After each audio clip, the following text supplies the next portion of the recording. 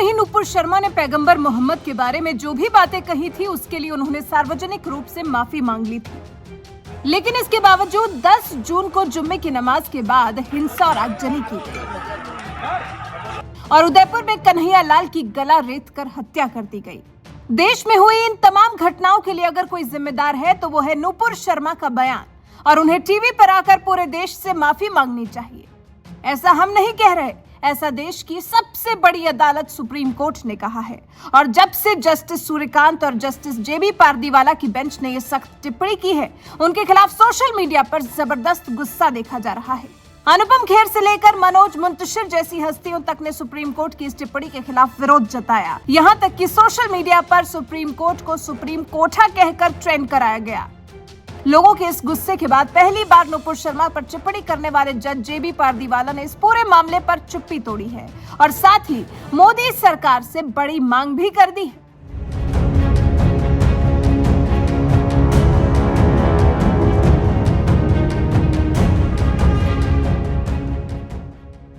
उदयपुर घटना के लिए नूपुर शर्मा के बयान को ही जिम्मेदार बताने वाले सुप्रीम कोर्ट के जजों के खिलाफ देश में भारी गुस्सा देखा जा रहा है। सोशल मीडिया पर तो आज भी सुप्रीम कोठा ट्रेंड हो रहा है। फिल्म एक्टर अनुपम खेर ने इस मसले पर कहा था कि जज साहब अपने सम्मान के लिए कुछ सम्मानजनक करिए, जबकि तेरी मिट्टी जैसा सुपरहिट गाना लिखने वाले मनोज मुंतशिर ने भी नूपुर शर्मा पर की गई सुप्रीम कोर्ट की टिप्पणी पर नाराजगी जताते हुए कहा था, नूपुर शर्मा की वजह से उदयपुर की घटना हुई।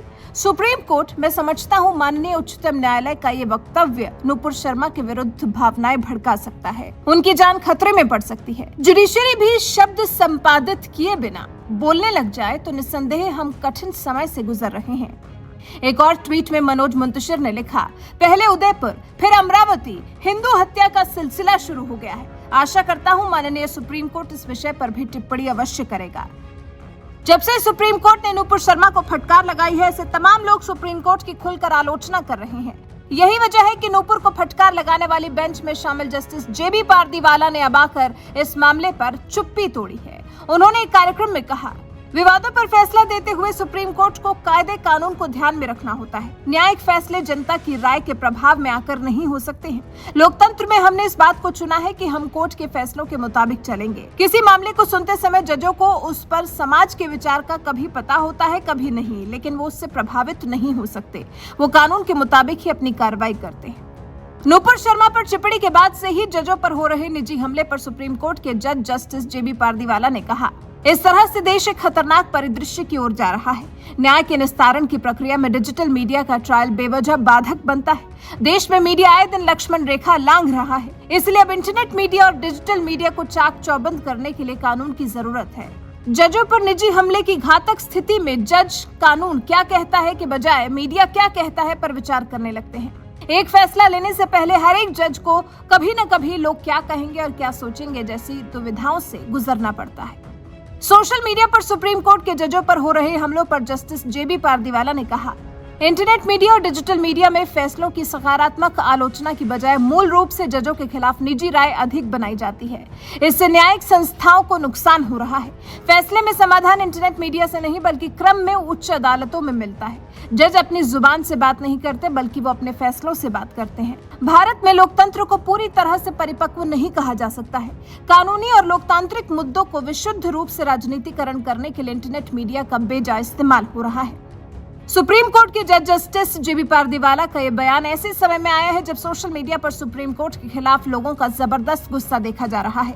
जस्टिस जेबी पारदीवाला को यह बात पसंद नहीं आई कि लोग कोर्ट की ओर से नूपुर शर्मा के खिलाफ की गई टिप्पणी का विरोध करते हुए सीधे जजों को व्यक्तिगत रूप से निशाना बनाए।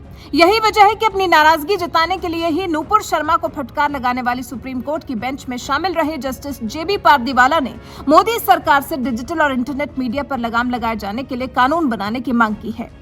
बहरहाल सुप्रीम कोर्ट के जज जेबी पारदीवाला के इस बयान पर आपका क्या कहना है? अपनी राय हमें कमेंट कर जरूर बताएं।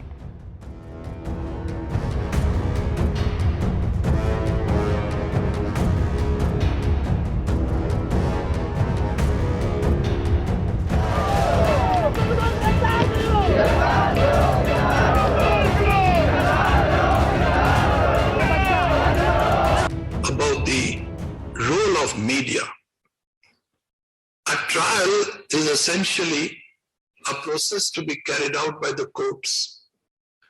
However, in the modern day context, trials by digital media are an undue interference in the process of justice dispensation, crossing that Lakshman Rekha many a times.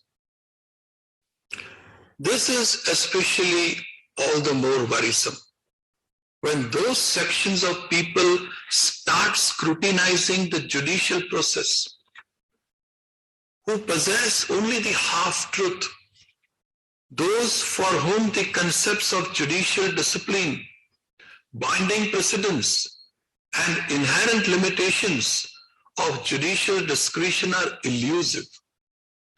This section of people, the half-truth knowledgeables, are a real challenge to the dispensation of justice through the rule of law.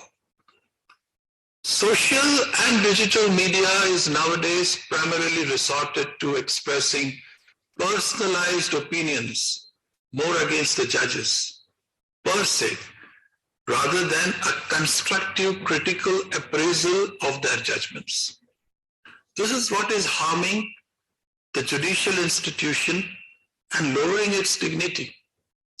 The constitutional courts have always graciously accepted informed dissents and constructive criticisms, but their thresholds have always debarred the personalized agenda-driven attacks on the judges.